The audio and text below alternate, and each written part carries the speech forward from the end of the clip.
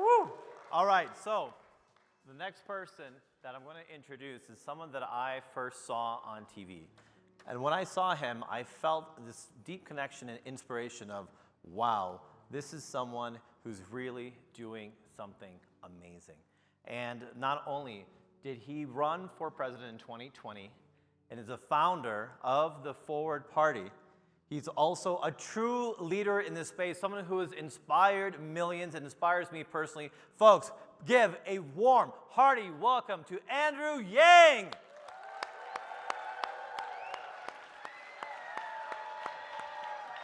Thank you, man. Hello, Inc. How are you? It's awesome to be here.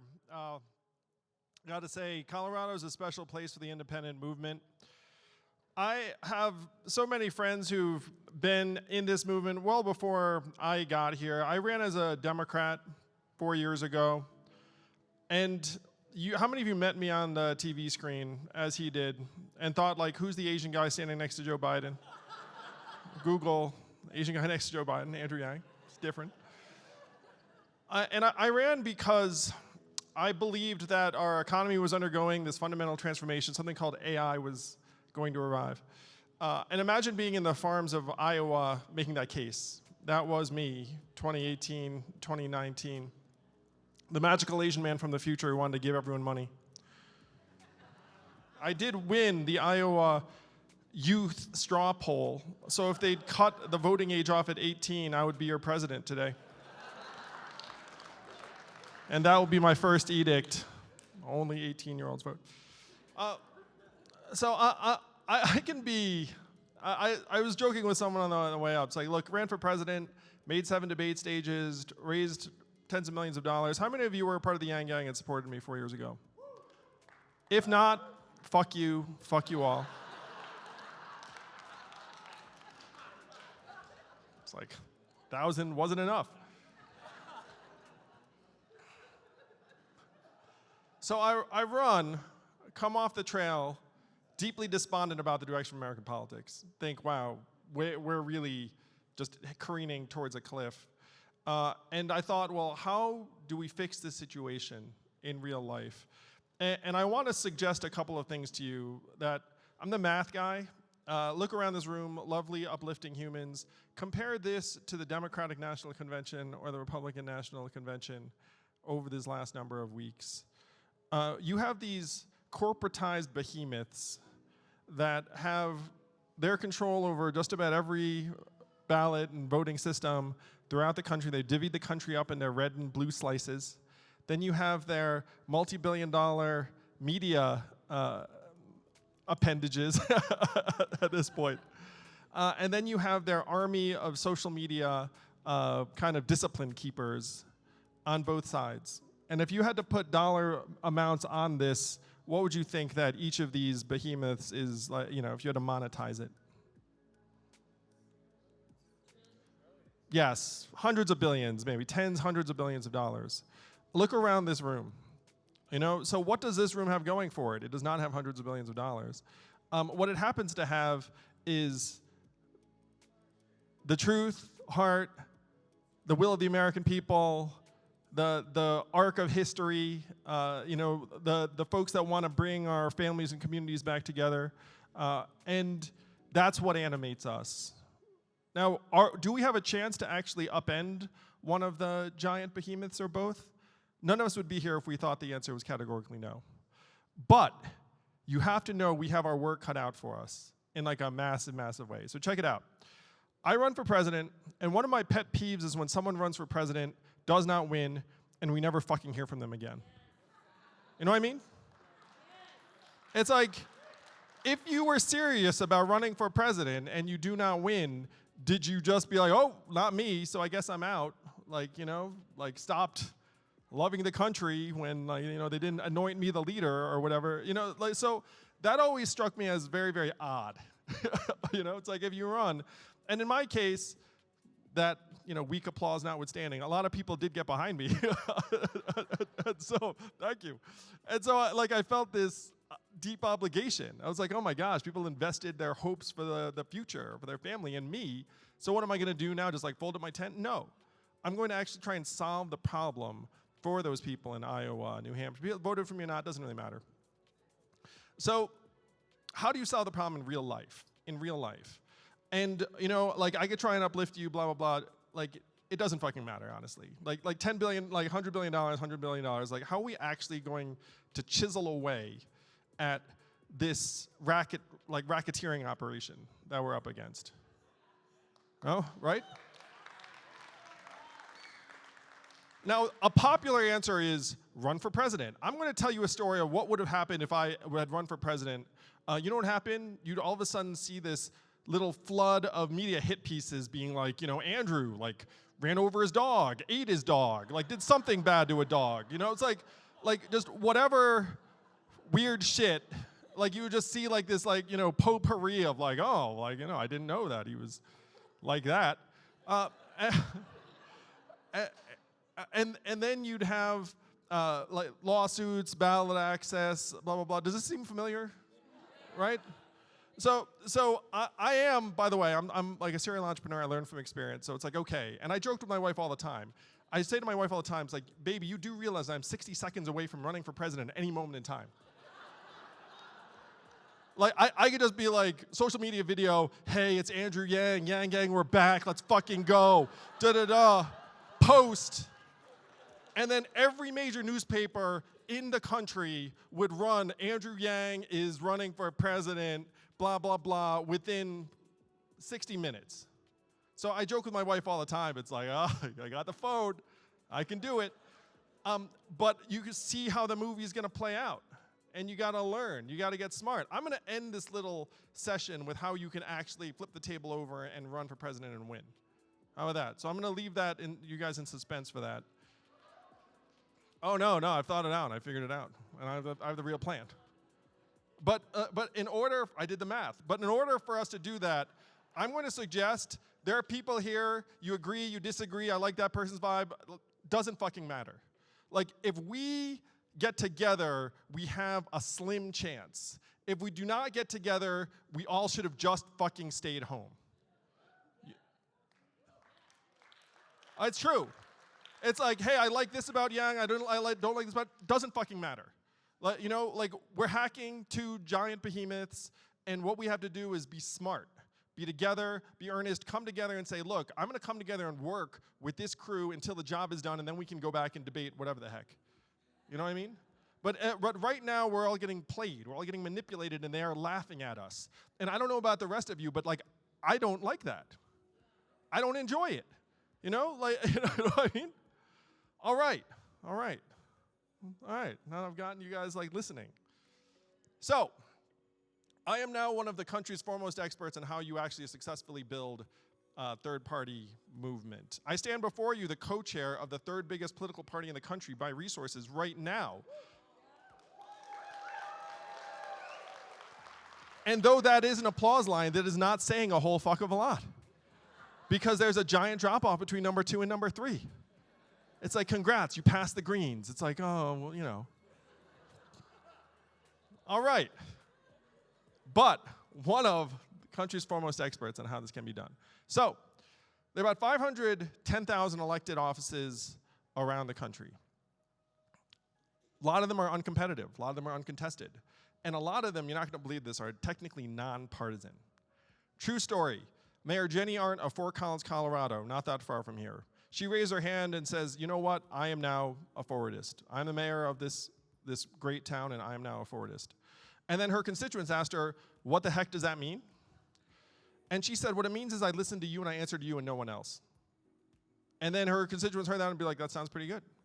And why did Jenny decide to make that move? Is because she was sick of apologizing for a team. She was sick of all of the issues in her community being nationalized, had nothing to do with her. She was like, look, I just want to work for you, get stuff done, and not be part of this ideological back and forth. The mayor of the town next to her, Berthoud, saw that and was like, I too will join the Forward Party. Willa Karsbeck. We have a couple of mayors here in Colorado just because they wised up and were like, I don't like being part of the tit for tat, I want to serve my people. You have tens of thousands of elected officials in technically nonpartisan city council, mayor, county executive roles that if you go to them and say, hey, do you want to join this forward party movement? It just means you have to do what your people want. How many of them do you think you get to say yes? Hundreds, maybe thousands, just through enlistment. Everyone is laughing at us because they say, you know, it's impossible to build a third-party movement in this country. Can't be done, you're wasting your time, blah, blah, blah, blah, blah. And then if you point to these folks and go, oh, really?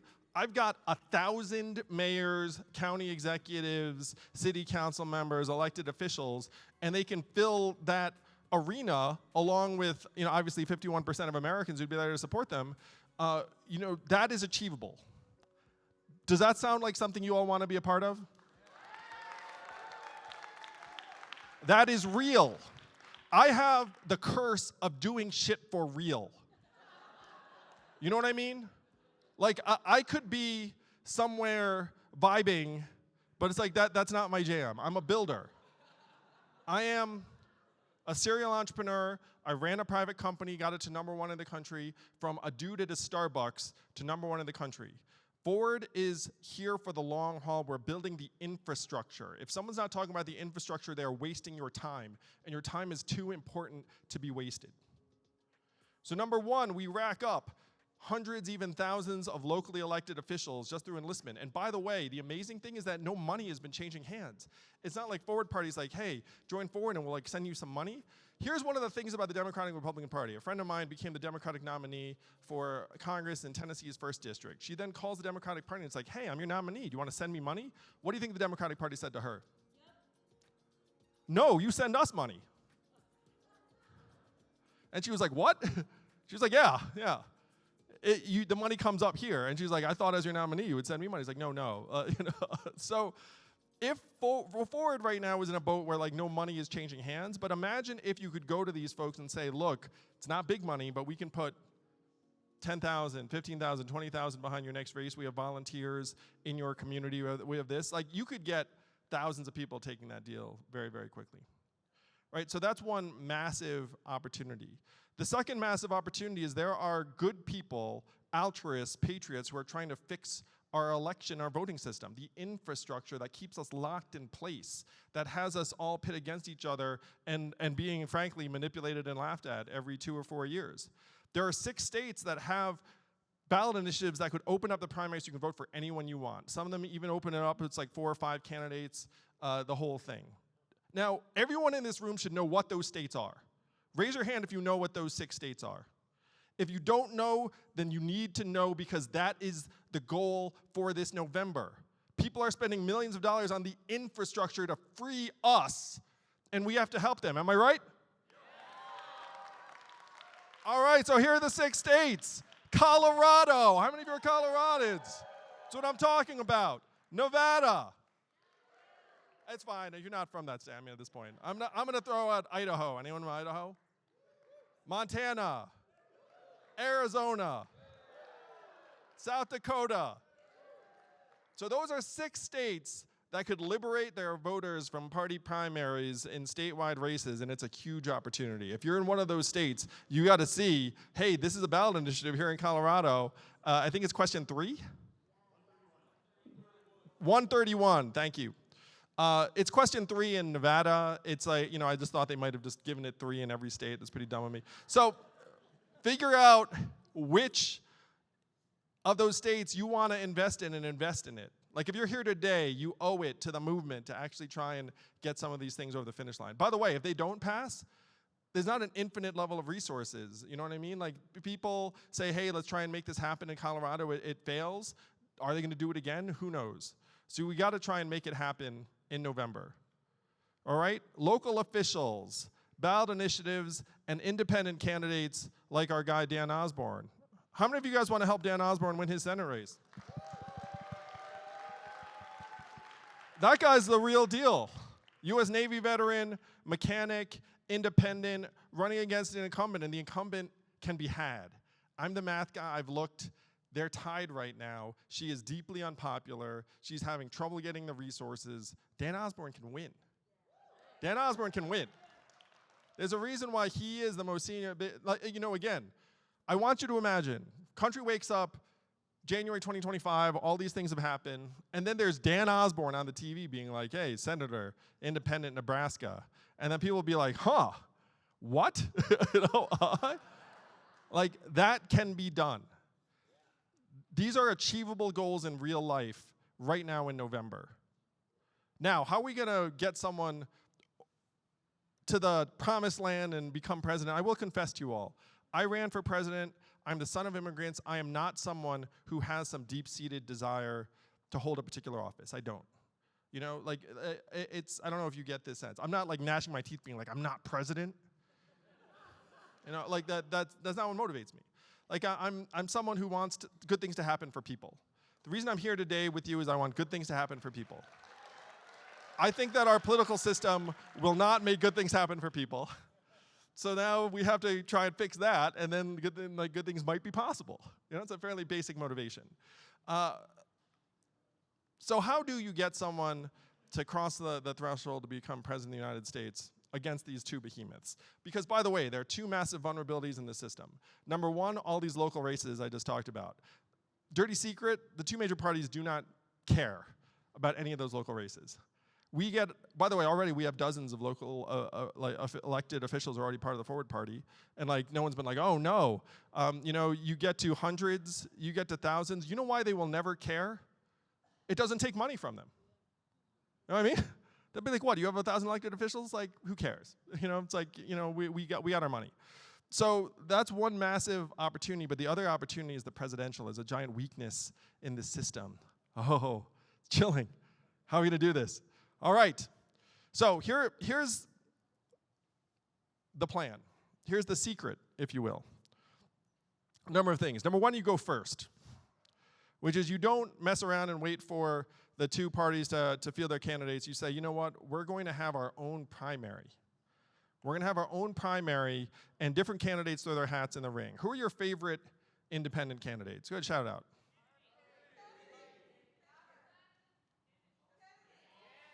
Sure. All right, so let's imagine everyone you just shouted. Thank you for the plants in the crowd who shouted my name. I appreciate it. I'm going to throw some other names out there just for fun. And, you know, it's like, you know, your favorite person, that doesn't matter. Matthew McConaughey. The Rock. Mark Cuban. Let's imagine that you had me, The Rock, McConaughey, Cuban, and a host of other people, you know, that frankly have gotten shivved by the major parties. And there are 6, 8, 10 of us, and the primary is being run on our smartphones, where everyone in the country can vote. I like Yang, I like McConaughey. You get millions of people voting on their smartphones, and the legacy parties are left saying, no, no, no, that is not real. What is real is waiting to hear what 6.5% of Iowans think in February. And then millions of Americans would be like, wait, that is the one that doesn't make sense.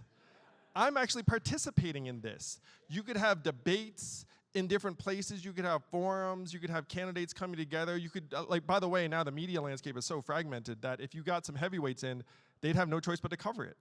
It would be 1,000% more interesting than the crap we're subject to or not subject to. Do you guys watch the Democratic debates this cycle? Oh, wait, there were none. Because, you know, Joe was so competent. Anyway.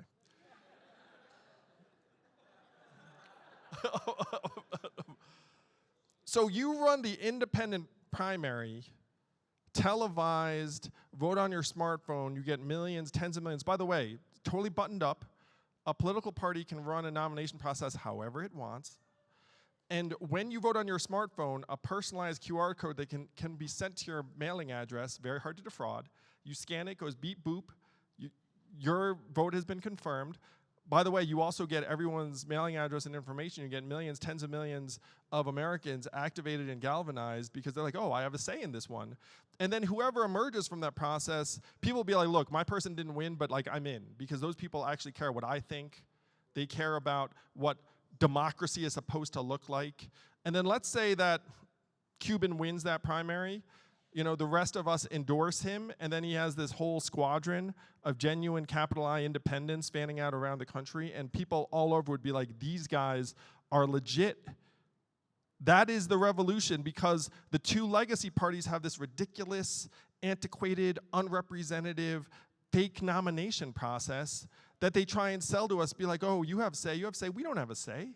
You create something where it's actually modern and representative. By the way, I've lived this because I was an anonymous guy who ran for president and then sort of rose up. You know why? Because I submitted myself to the will of the American people. Genuinely. And when I was looking at my risks in terms of running, I looked in the mirror and I said, what is my downside here? And my downsides were time away from my family and total public humiliation. I mean, that's most of it, really. And I was willing to accept those risks because the upside was accelerate the end of poverty in our time. And I was like, that's a pretty good trade. I'm willing to take all the downsides applied to me and all the upsides applied to this country that I love.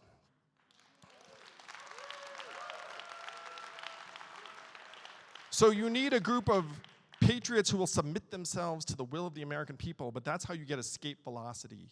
Because people recognize when they're in control. People recognize when they matter. And if we give it to you, then this will spread like wildfire. And I have seen it happen. That's how you flip the script. Ross Perot got 19% of the vote in 1992 when 25% of Americans were independent.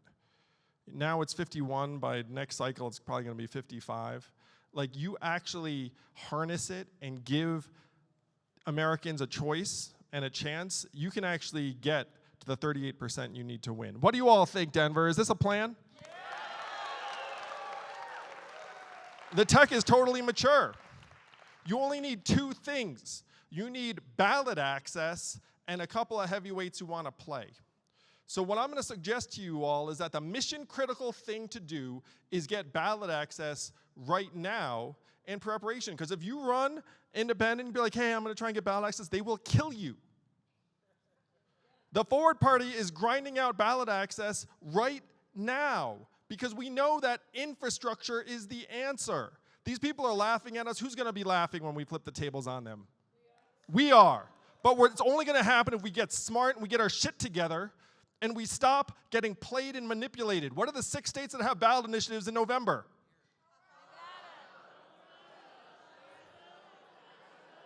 Fuck yeah, Denver.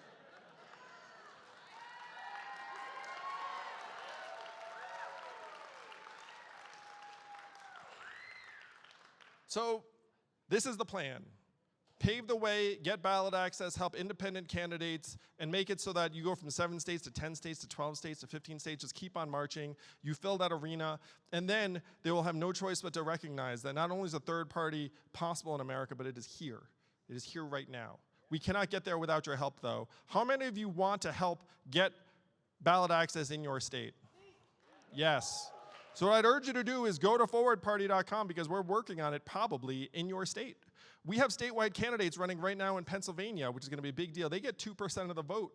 You get ballot access in the state of Pennsylvania. So if you have friends in PA, be like, hey, vote for one of the Forward Party statewide candidates, Eric Settle or Chris Foster, and then help us get there. These are real things that we can achieve. Are you with me, Denver? I said, are you with me, Denver? Let's do the thing. Let's stop fucking around, stop getting played, and do the thing. I'm here with you all because I think that there's a path. I think that we can do it.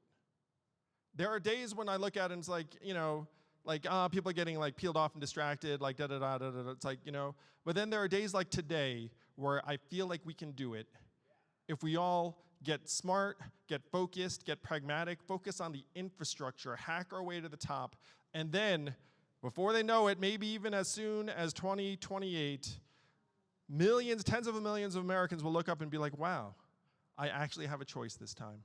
I actually have a choice I'm excited about. I matter. I have control of my future, and we can move this country that our kids are going to grow up in, not left or right, but forward, which is where we deserve to go. Thank you all very much, Inc.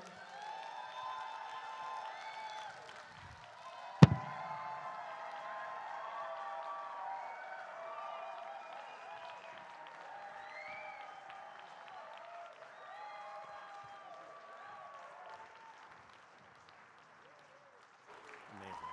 Andrew Yang, everyone.